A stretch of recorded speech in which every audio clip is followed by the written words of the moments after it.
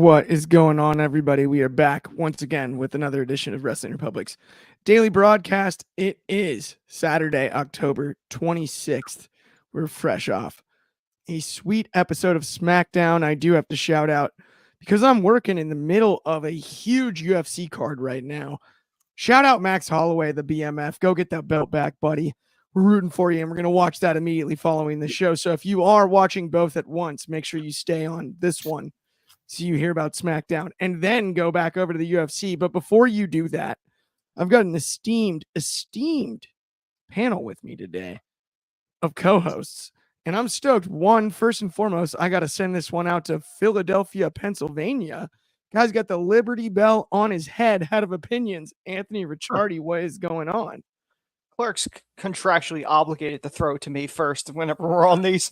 No, it was a great episode of SmackDown last night. Unbelievable moments, which we'll get into. And on top of the UFC, we also have TNA's Bound for Glory show tonight and Halloween Havoc tomorrow. So it's a lot of fun entertainment as wrestling fans, as Ultimate Fighting fans, whatever you want to call it. So let's get into it. Absolutely. A great weekend for combat sports. No doubt about it, Anthony. But if it's a great weekend for combat sports, we need one of the most controversial guys out here at Wrestling Republic. And he's back once again on a weekend. On that San Antonio, that Rio Grande area. Ignacio, how are you, my friend? Pretty damn good, Clark. This is the A team, isn't it? Well, including it really is. It's the A team, but this is the A team right here. It's got to be the A team for Wrestling Republic. Great to be on the show again. Ready to talk about some SmackDown. Some pretty interesting stuff leading into Crown Jewel. So I'm excited to talk about it. Absolutely. I'm stoked to get into it as well. I mean, this is just going to be good stuff here. For our opening segment, we've got Triple H and Randy Orton. And anytime you have these two in something together, it's wild. I mean, I think back to, and I thought about this last night, right? I don't think anybody knew, including maybe even Triple H and Randy Orton, that match that they had impromptu on, I believe it was a Monday Night Raw during the pandemic, would be Triple H's last match in the ring. And then we saw him leave the boots at WrestleMania. These two will forever be tied together. Mm-hmm. The images of the thumbs up, thumbs down scene with Randy Orton being dumped by Batista during the Evolution days, all of that, they'll be forever tied together. And it's so cool anytime you see them both on your television screen. Anthony, obviously, you got to talk to me about this one. He's going to get his match with KO. Mm-hmm. But there was something nostalgic to me about Triple H being involved in all of this. Did you feel the same? Yeah, the reason stuff like this works is because it's not just an on-screen chemistry and history with one another. Behind the scenes, Triple H was as much a mentor to Randy Orton as anybody his entire career. It's a very much big brother, little brother, or maybe even father-son. I'm not sure the age difference between the two at this point, but in either way, there's that mentorship there. I love this segment because, like Aldous said last week, this goes above my head. You want KO. I've been told by my management, I can't give you that match. So when he said that, everyone knew it's Hunter. It's Triple H. And they did a segment last night when Randy was coming out and he wanted to confront Hunter in Gorilla. And Hunter's like, just get out there. So as soon as Randy went out there, obviously he called out Triple H. The only negative thing that I would say about that is they played Triple H's music before he even made a move to go out there, which I would have waited until he at least moved, that he was going to go out there before you hit the music. But that's a little side thing. I loved it because Hunter wouldn't say why he wouldn't give him the match at first. And he kept badgering him and saying, you're protecting KO. He's like, I'm not protecting KO. And then Randy took the shot and said, I called out Triple H, not Paul Levesque. Where's the cerebral assassin? Where's the guy that threw me? Where's the game? Where's the guy that threw me through my dining room window and brought up all the history? And then Hunter finally went, you know what? I was doing it to protect you. because KO's out of his mind, and I've never seen him like that. You want him, and it was very much when he agreed to it. He said one line. He goes, "Be careful what you wish for, you and the people." It reminded me of like a Pontius Pilate type thing. He's like, "I wash my hands of it. This is all on you. You want him? Fine, I'll give you the match, but I am not taking any responsibility for this." That's what it reminded me of, but I loved it. It had a little bit of like, and for building KO, to your point, as a Philly guy, a little bit of Rocky 4 vibes. Oh, you want Drago? You got him. Or right? Even Rocky 3. You want Clubber Lang? Yeah, I think it's more Clubber Lang. That's really what you want? Okay. Because this KO to me reminds me of the Kevin Steen loose cannon in Ring of Honor when he was fighting with Cornette. And I've said this before, but it's true. This is a different type of KO, which I'm very much looking forward to see, because I think that it's a fresh coat of paint for his character that's kind of been Randy's partner, but now he's his enemy. It's basically like a better edge than he's had as a heel in a long time, right? There's an extra layer of like, when Triple H says, "I've never seen him this out of his mind," and you know the history he's got with KO. I mean, speaking of nostalgia, you think back to the Seth Rollins KO Triple H scenes not that long ago. And again, KO was one of those OG NXT Paul's kids, like our Uncle Paul, because right. Dusty was the father, and Paul Levesque was the uncle in the fan in that roster's mind, or at least it's been said. So there is a very tight relationship with all three men with each other, both on and off screen. No question. Obviously, Ignacio, you around the same time frame as me and Anthony, we've seen the history between Orton and Triple H. To see him on screen last night, I thought was awesome. To build for this match with KO, what they're doing with KO, did you appreciate it as much? Do you echo a lot of the same sentiments as me and Anthony, or did you see it differently? Did you not like how it went down? No, the reason. I'm so sorry, my trackpad dragged. Keep going.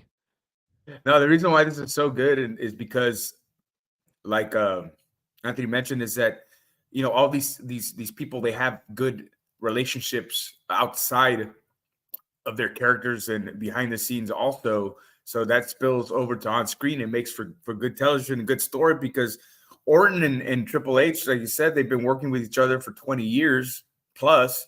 So they know what they're doing, and nobody knows Triple H and Randy Orton business-wise and wrestling-wise, and vice versa. And Triple H was, at the time Kevin Owens came into WWE in NXT, he was part of that group that Triple H mentored and was there for, along with Dusty. So he knows Kevin Owens and can do. And we haven't, you're right, we haven't really seen that edgy side that Steen or Kevin Owens had in ROH. Not fully anyway. But it's a great program. It was a great segment. It sets up, I think this sets up Kevin Owens to like stay in WWE, because there have been talks of him leaving, and I just don't think anything's possible nowadays, with guys jumping from WWE and AEW and vice versa, but I just can't see Kevin going. I think this is setting him up for a big program with Cody, and I think maybe to lead up to Royal Rumble. Absolutely. I could see that too. But Kevin Owens, it doesn't matter what you do. It doesn't matter. He's gotten to that point where he's kind of like impervious to burial. Like, you can't bury Kevin Owens. Bury Kevin Owens. You really can't. He main evented WrestleMania 2 years in a row with Austin, and then the next year with Sami Zayn. And not only that, in dream scenarios, if you really think about it, like a lot of people's dream scenario would be to main event it and carry the belt like Cody. Yeah, it's an entirely different dream, though, to do it on the opposite side of Stone Cold Steve Austin, and then follow that by tagging with your best friend. Yeah, and at that time, if you remember, at that time, with I think it was 6 months or so before that main 38 with Austin, his contract Yes. coming up. Yep. So And they're this is like, they probably interesting. told him what's on the table for you? Well, you're gonna main event WrestleMania with Austin. Like, okay, Absolutely. And Yeah. and Sean Ellis, new friend of the show, and I really appreciate your comments, my friend. Like, so don't think, even if we disagree, that in any way we don't appreciate it. But it's he said this is Kevin Owens' last storyline before he quits or jumps over to AEW. I don't see quits at all. Whether he jumps or not, that's up for debate. But here's one thing I will say about it: would they be putting him in a spot where he looks this dangerous against a guy like Randy Orton? I If think it was on the way out.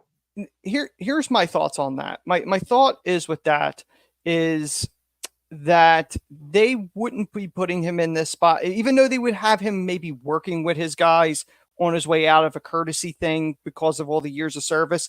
I don't think they'd be putting it in as high profile of a spot if that was the case. Do I think they're going to play into that in the sense of my deal's up and almost try to recapture Punk Money in the Bank type scenario? I think that's possible, but I don't think KO's leaving personally. I could be wrong, but I don't think he's going anywhere. I would agree. Ghost Rider underscore 3000 over on Instagram said, I don't see Kevin quitting, but I do see him going to Raw.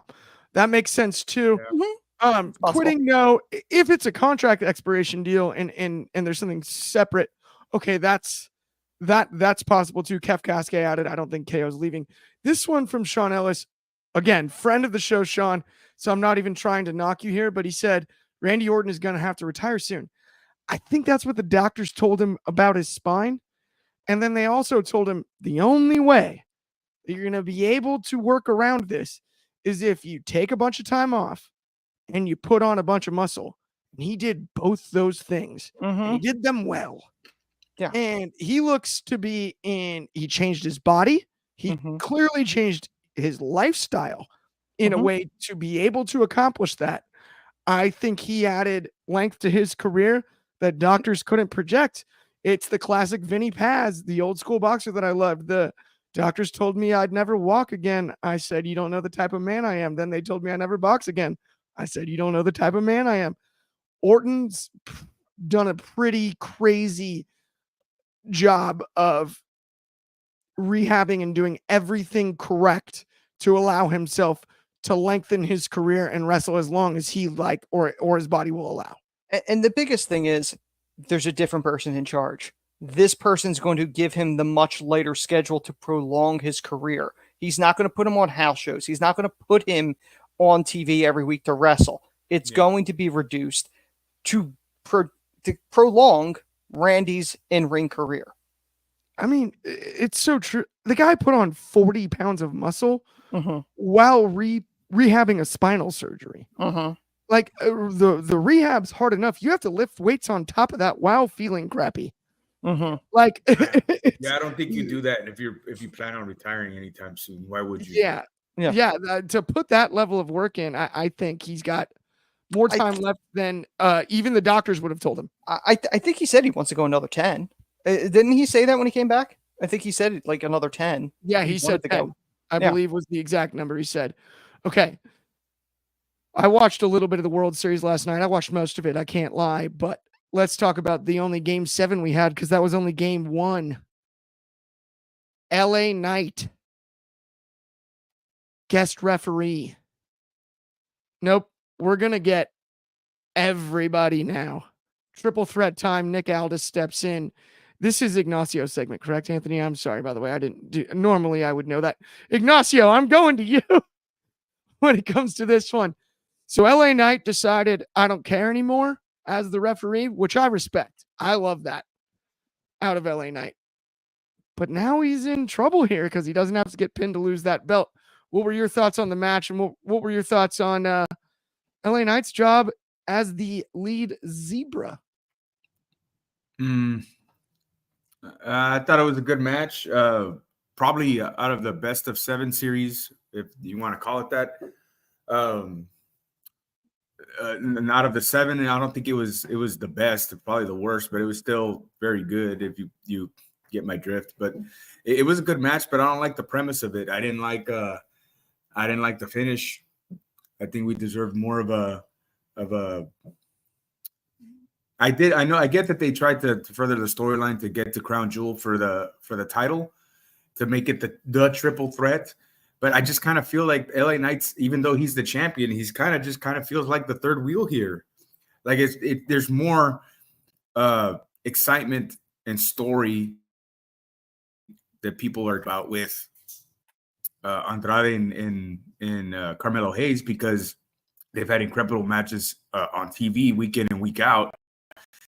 And I think people were more interested in seeing a conclusive winner between them rather than having LA Knight involved.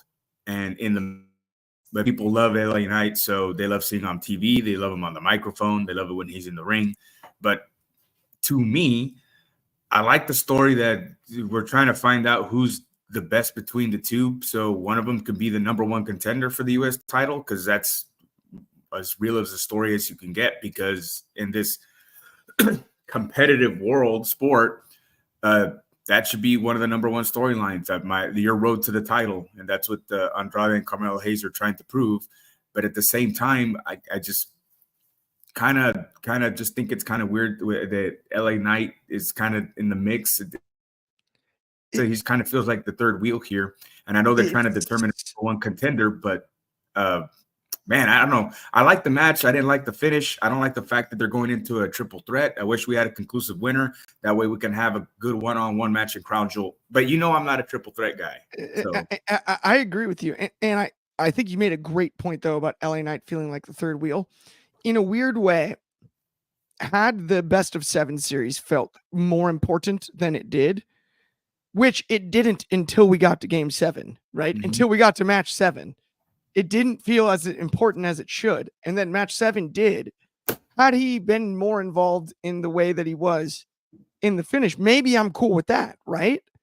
Yeah. But yeah, it does feel like there were just stones left unturned. We've got a bunch of comments here to run through.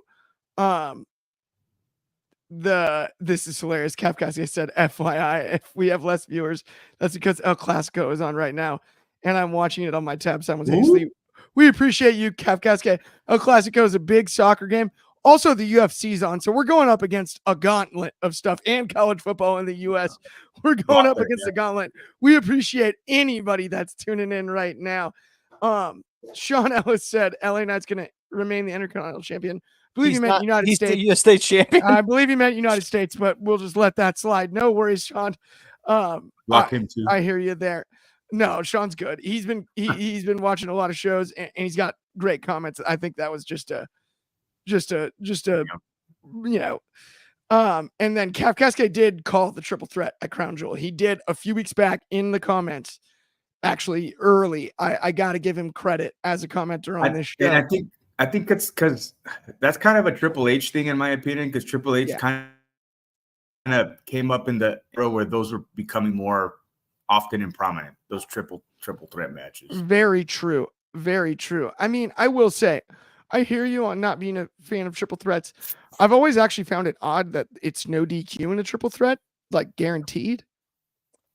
I gotta be honest. I feel like back in the Attitude Era, that was not the case. I feel like it's a recent thing that they've started. At least, unless I'm misremembering, I guess it's just it can get super muddy with 3 if it has DQs.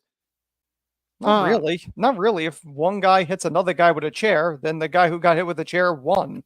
Like, I don't see how that's. But then the title doesn't change hands, so it does.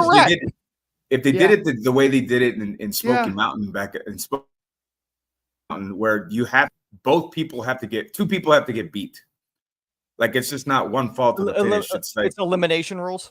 By the way, Sean, I don't think anybody is saying that LA Knight's going to lose the title. It's just that he is the United States champion and not the Intercontinental champion. That's the only thing. And then Kafkaski said right now he's warm at best. That's kind of funny because Ignacio, you did make a great point about everybody wants to see him, but during this storyline, it felt a lot more about the other two. Yeah. Right? I mean, that's just kind of the way I felt. It's kind of like they just threw LA Knight in there instead of them throwing somebody at LA Knight like a random contender or something, which is kind of right. It's like, well, you want guys that'll be top contenders for for the title, and these guys have been putting on amazing matches. So these are the two top contenders. So they're going for the United States title, but it's kind of like we're trying to make this story work. So we're trying to fit LA Knight in, but these guys have just been so good together. He just seems like the third wheel. Absolutely. Absolutely. I'm with you there. Okay, let's pay some bills really quick. Let's talk about, if you're already here, we already know you're a wrestling fan because obviously, like we said, we're going up against it today, but that's neither here nor there. If you haven't already checked this out, it's Demand Progress Plus. It's one of the best tape libraries in all of wrestling. It's one that you can't access everywhere else. You pay, you subscribe, you're going to get wrestling history across the board and multiple promotions. Here's the best part about it, though.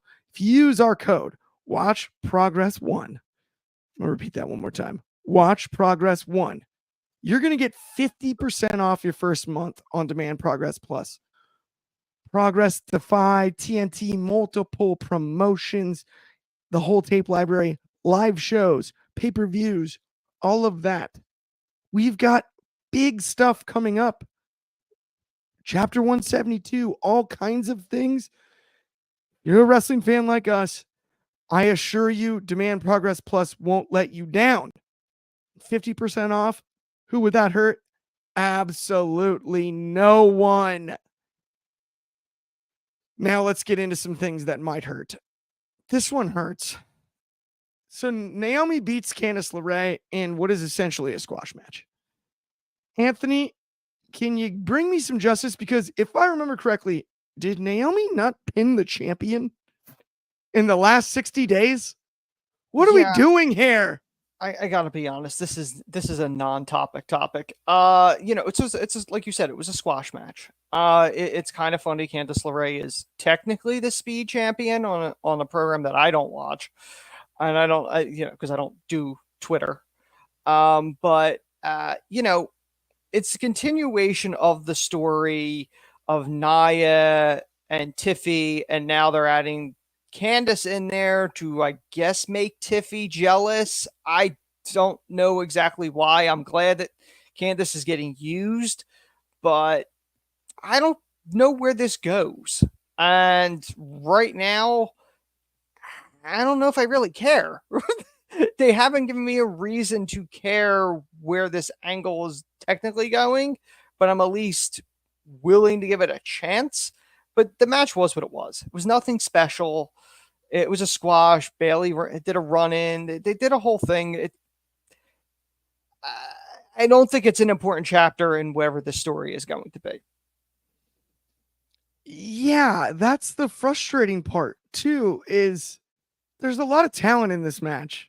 Mm-hmm. And Naomi wins. Naomi wins against the champion, and it's just like, and Sean Ellis, thank you. Yes, Sean, you're spot on here.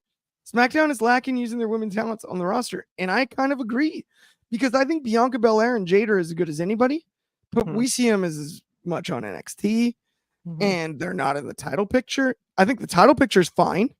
When it comes to Nia Jax and what they have going there with Tiffany Stratton and whatnot. But I see you waving the finger there, Ignacio. Talk to me about this one really quick before we go to the next segment. No, I was. It had nothing to do with that. I was talking to the cat. You're telling the cat not to. Never mind. Okay, I was gonna say. I was like, whoa, wait. What happened there? No, we're good. Just the cat's a recurring character on the show. So yeah. Good. No, it is. We get a cat run in at least once a show. Yeah. But yeah, I mean, I think Naomi's as good as anybody. It felt like she was in the title picture, and then it's not. And it's like, I don't know. It's brutal because I think Naomi deserves better because her as much as we've talked about Nia Jax being on the run of her career, remember Naomi, after leaving with Sasha Banks at the same time, went to TNA and came back. I think she's in a similar spot where she looks as good as she's ever looked. I'll be perfectly honest. I think Naomi had the better post WWE run than Mercedes did. If I'm going to be perfectly honest, I think she had a better run. Maybe fair. I mean, it's up for debate, which is shocking.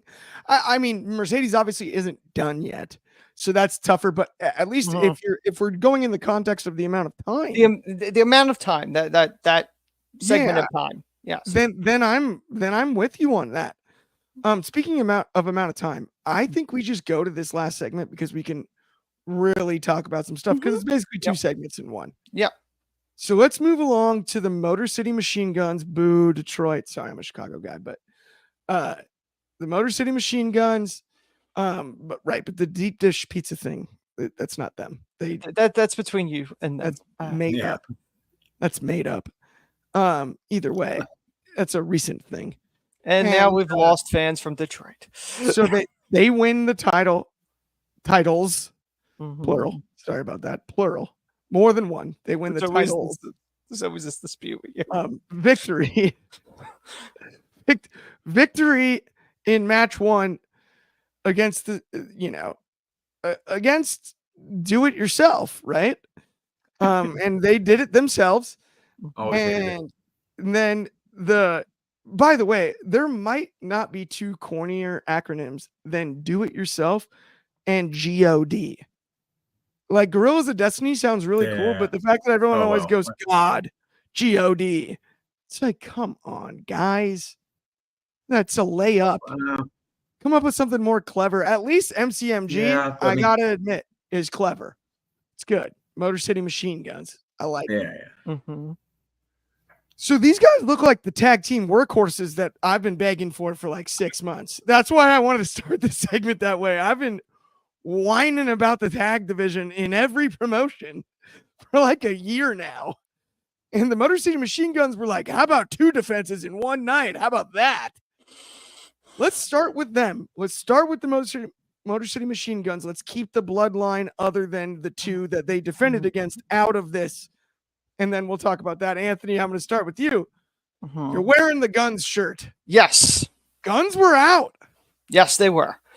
I like I said last week, when people talk about the best tag team of the 2000s, when people say the Bucks, I roll my eyes because the Motor City Machine Guns, to me, are the best team of the 2000s. They were the best team, other than the Briscoes, not to make it to WWE.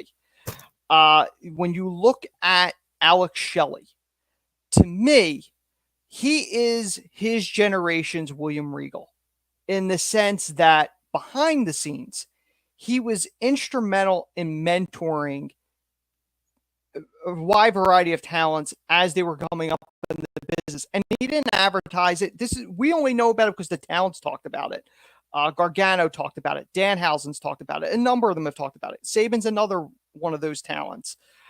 The 2 of them together are one of the most innovative, greatest tag teams of all time.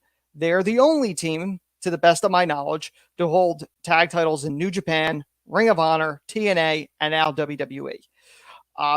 The match of DIY against Motor City Machine Guns is a dream match. It's a match that people have wanted for years. And for the longest time, we thought the door was closed to Motor City. Under previous ownership and management, there is no way 40-plus-year-old Machine Guns are going in WWE. They're not getting into WWE. There's the changing of the guards. Things are being righted, and they're finally getting that chance. And they put on an incredible match with DIY. And then obviously post-match, there was the whole thing with the Bloodline. I don't know if you want. I don't know. We're going to get to that. We're going to get to that. Yeah, because Yes. I was going to say, I'm like, look, we will get to that eventually, but Yes. it is kind of interesting to me. I've been whining, like I said, and I'll admit it, a lot of whining. Like I've been whining so much, I need some cheese with it. But I was with you saying, on that Heaven and Hell. My issue was a lack of depth in the tag division. You bring in the Machine Guns and reunite the Usos in one night, which we will get to. Before we do, I do want to get Ignacio's take on the Machine Guns. 2 matches in one night, talk about workhorses. And then not only that, just bolstering this tag team division that I think has been a weak point in every promotion, not just the WWE. Don't think I'm saying this is a SmackDown or a Raw. This is an across the board thing. Yep.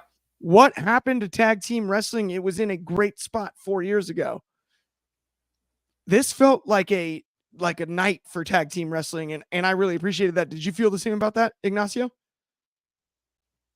Yeah. Well, I mean, not just in WWE, but I mean, in every promotion for a long time, tag team wrestling hasn't been what it was in the glory days of in its heyday of the 80s, early 90s, going into the mid 90s. I think it started to erode a little bit. And then people say, well, what about the Dudleys and the Hardys and then Edge and Christian? I'm like, okay, they had the TLC matches, wasn't my thing. But I mean, okay, then after those three tag teams, who and what? Yeah, I love the Machine Guns. I've always liked the Machine Guns. And for a while when they were in TNA had a great tag team division because they had America Most Wanted and they had the British and then they had the Beer Money and they had a lot of great tag teams out of there. Team Canada, there you go. LAX, and so they had their division, also the women's division for a while that were thriving in TNA. But yes, I do love the Machine Guns. I think they're the rockers of their era, and even better because even though eventually they split and went on their own, every time they would come to be together, it would be special. And I'm glad that Hunter's deciding to put more emphasis, bringing on the tag team division, bringing the Machine Guns in, signing Penta and Phoenix, although I don't know how that's going to go now with, see Phoenix. How that plays out, even if it's even the case yet, technically. Yeah, but I'm not a Penta Phoenix tag team guy. I like Penta. I like Penta more than I do Phoenix. But I think when if they come into the company and they're marketed better, they're presented better, and they can be grounded, like their style can be a little bit grounded and refined to the WWE style. I think they can be a lot better. And look, things to come for the tag team division with the Machine Guns there, because I love Alex Shelley. I love Chris Saman. They're great in the ring. They're good on the mic. They can tell stories. And bringing in other fresh tag teams from TNA, now that they have the working relationship with TNA, we could see something special. I will say, you just remind me, Penta, when he does the little shoulder shimmy walk, as like a subtle shout out to the original La Parka, gets me every time. It gets me every time. I'm like, oh, that's golden. That's golden. This is the thing too, is just like, this guy, well, number one, I mean, because you mentioned a little bit earlier about they were in Brooklyn and the Brooklyn crowd was cheering Motor City. Yeah, that's wild. That is actually wild. That's what I forgot I was gonna mention was that, I didn't think that the WWE fan base was gonna resonate or accept the Motor City Machine Guns, because there's only WWE fans that have watched WWE and that's it. They don't care about TNA or AROH or AEW or anything. So I was curious to see how they were going to be accepted. And from match one, they were like, they've been in WWE for years. It reminded me a little bit of like the AJ Styles Rumble thing. Yeah. Is that going to be as big of a deal as it should be? Yes, it is. Right? Like, yep, it landed. Even there's a few Samoa Joe moments to me that were like that. That too. Yeah. Where you didn't expect it, but you got it. From that era of TNA, because, I mean, TNA now has multiple eras, right? It's on a resurgence now, yes. Yes, but from like that era. Oh, yeah, the almost golden era. Anyone that's crossed over that wasn't a WWE original coming back, the response has been electric. Yes. Whether it's AJ, whether it's Motor City Machine Guns, Samoa Joe, there's a few other names that I'm missing that I feel bad that I'm missing. Yeah. But like, it's Jordan Grace, obviously. Oh no, that's Jordan recent. Grace. But Bobby Roode. Bobby Roode is a glorious, great example. Yeah. The glorious entrance. Yes, no, Bobby Roode is a perfect example. But one of the things that I do love that WWE did this week, because I know there were some people that complained and said, oh, they didn't get as much of a pop last week. WWE released a video this week to kind of chronicle them a little bit. It was a small thing, but because of the working relationship with TNA, they were able to show TNA footage, and they had talent talk about how important and how over Motor City really is. Like, you see somebody like Sami Zayn in the back going, "Oh my God, you guys are here!" Like, really, like it's genuine. Genuinely, to be Yes. clear, like, as much as I make the joke about not liking Detroit, that's a Chicago Detroit sports thing, right? That's a joke. The Motor City Machine Guns are both legends. Oh, yeah. Saban and Shelley are both Oh, absolutely. absolute legends. I mean, give me a shell, yeah. But Yeah. either way, like, Paparazzi Productions. let's talk about our last segment, though. Yes. Technically, we're already on it, but let's talk Yeah. about the second half of it, which I thoroughly enjoyed. But I do have one thing I want to get off my chest before we get right into it, which is this. We complain about Roman Reigns not showing up all the time. We've complained about it for the length of the run since he called Bray Wyatt a freak in a mask. He's been showing up. He's there like every week. And I love it. It's awesome. He's out there. He's doing it. He's involved. He's looking along approvingly when the Usos hug and reunite. I think we got to get rid of the idea that, like, well, Roman Reigns is a part-timer. Stop it. He shows up when it matters and gives the best entertainment available. The guy is still on the run of the century. It's never really ended. How many people can lose the title the way he did to Cody Rhodes, come back and still feel like arguably the most important person in the industry? It's just mind-numbing to think about. He's a GOAT. And the thing was, he found the right momentum, because Vince tried to shove him down people's throats and they didn't want that. But the tribal chief character got so much over. Yes. He's beloved now because it's genuine, it's real, the fans are behind him. Right? By the way, this is so funny because Kafkasia, this is exactly what I'm talking about. The reunion has been rushed because of Reigns showing up every week. No. I disagree, but that's what everyone's kind of freaking out about. Can I talk about that, or do you want to? Go ahead, and I was going to go to Ignacio, and then I'll go back to you about. Okay. The whole thing of this being rushed, I find completely ridiculous. Because if it went on too long, they'd be like, why are they dragging this out more? This has been going on forever. They're gearing up because we're going to Survivor Series. There's a limited number of times where even though Roman's been there pretty regularly, it's not going to stay probably that way. But the missing link of this whole thing is there's no Paul, there's no Sami Zayn, there's no honorary Usos. Those big surprises are probably what's going to happen at Survivor Series. They're going to think they're going into a 3-on-4 match. But and then, that's only 4 shows. Yes. Yeah, and on top of that, like, yeah, it's 4 shows. It's going to happen. Relax. I don't think it's rushed. It was a great moment. See, calm down. This is where I disagree with Kafkasia, because I think they have been running Raw, but I don't think they're going to continue to do so. It's probably not. I think that's and I didn't mean to rhyme do so with Uso, but I think that's why what happened last night happened. So Jay and Jimmy give the big hug. It's what we all wanted. They gave the people what they wanted. I got to get your thoughts on Ignacio. Obviously headed to Survivor Series. We're looking at Bloodline versus Bloodline. It's a Bloodline civil war. Talk to me about it. Your thoughts on the return, and then also what we just spoke about when it comes to Roman Reigns being on more often than normal. Well, I'll talk about that first, because like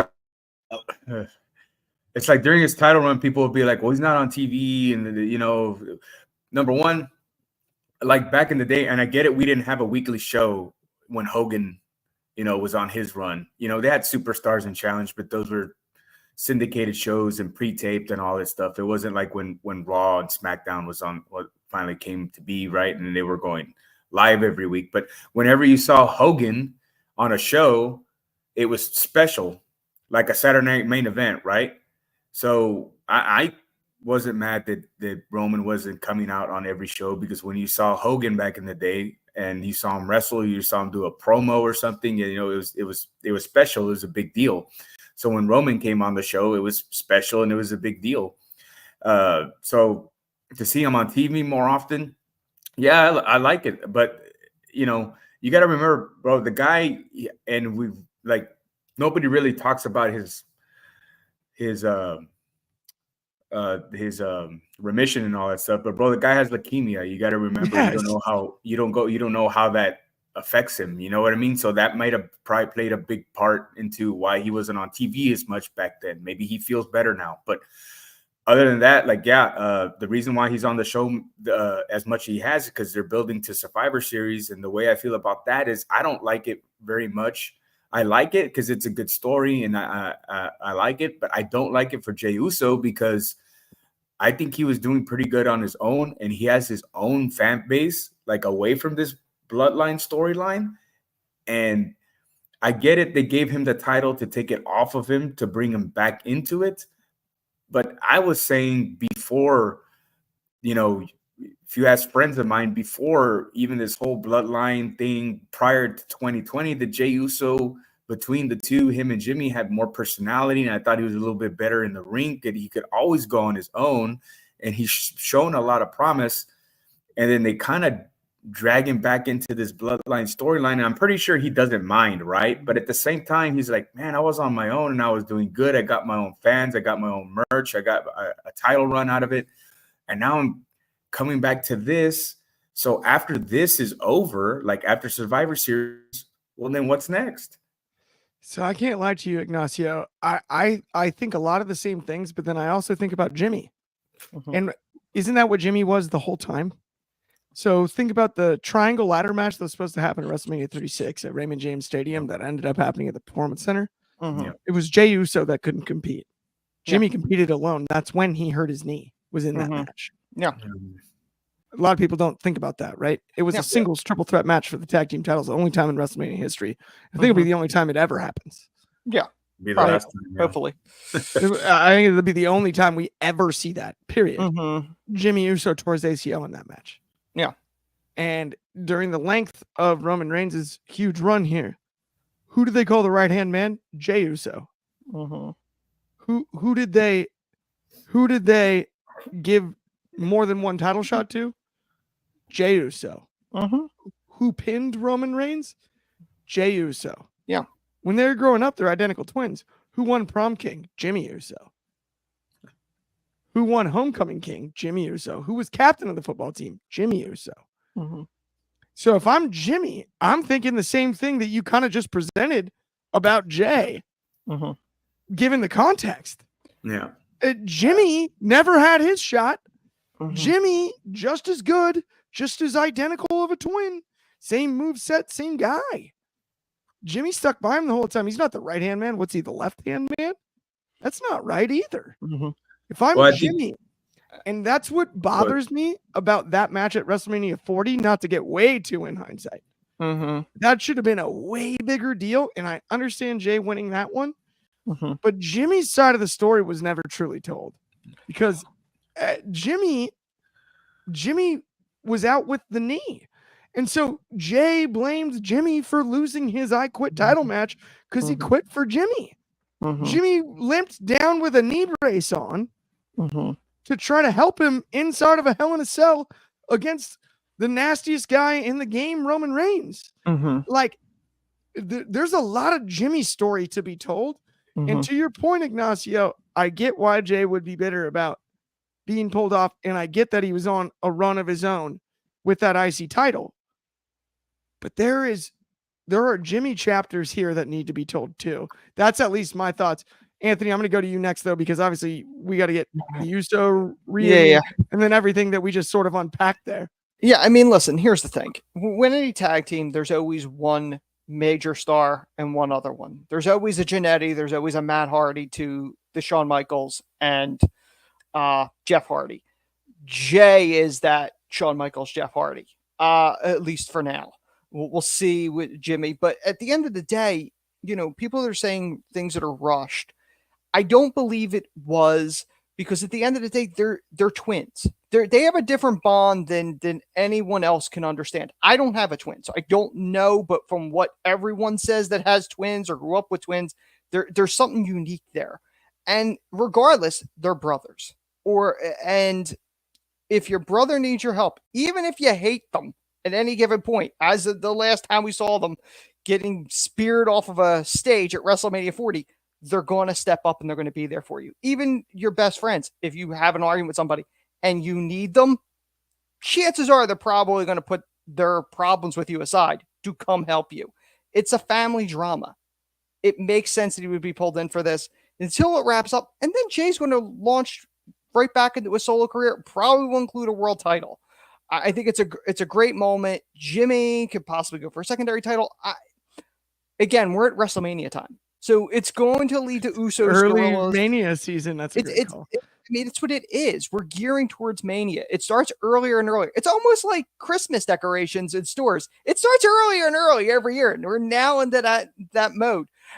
The tag titles aren't needed for the Usos Gorillas. They're big enough stars. You don't need it. You can continue on with Motor City and DIY and Street Profits and all these other teams and kind of build a division that way. One last thing to Ignacio's point, I think if the Lucha Brothers do come in at some point, I think they would go to Raw because they would be the veteran team to kind of branch off of there. And one last thing, because I know Ben Allison's always focused on age. The Motor City Machine Guns, 40 plus years old. Age is just a number. They're putting on unbelievable performances. Absolutely. I'm with you on a lot of that. And I will say this, though. I got to catch this Max Holloway fight if I can. So that brings us to the end of the show. Thank you, everybody that tuned in. Smash like and subscribe if you already haven't. It seriously helps us out a ton. And we really appreciate you all taking the time out on your Saturday to watch us. We'll be back same time, same place tomorrow. That's noon Pacific. That's 3 in the East. That's 8 o'clock in the UK. And, of course, 9 a.m. for our friends in Hawaii. Thank you once again on behalf of me, Clark Taylor, Ignacio, Anthony, everybody at WR. Have an excellent Saturday. Enjoy your weekend, and we'll talk to y'all soon.